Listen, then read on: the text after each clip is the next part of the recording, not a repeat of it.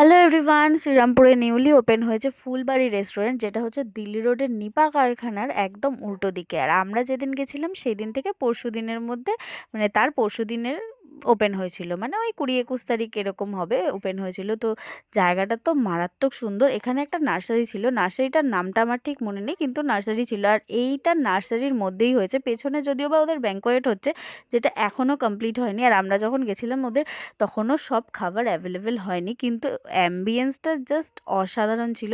আর প্রচণ্ড বৃষ্টি হয়েছিল সারাদিন, তাই জন্য না অজস্র ব্যাঙ ডাকছিল, মনে হচ্ছিল যে সাউন্ড সিস্টেম বসানো ছিল, কিন্তু একদমই সেই সব নয়।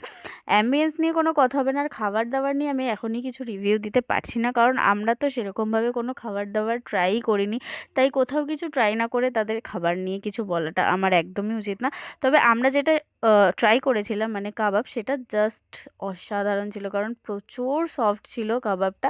আমার তো মারাত্মক ভালো লেগেছে। আর ওদের ব্যালকানি প্লাস ভেতরে দুটোই রয়েছে, যার যেটা ভালো লাগবে। আর আমরা তো ব্যালকানিতে বসেছিলাম, আর এখন তো প্রায় ঠান্ডা ঠান্ডা ওয়েদার, বেশ ভালো লাগছিল। তোমরা যারা যাওনি এখনই অবশ্যই ঘুরে এসো। চলো টাটা।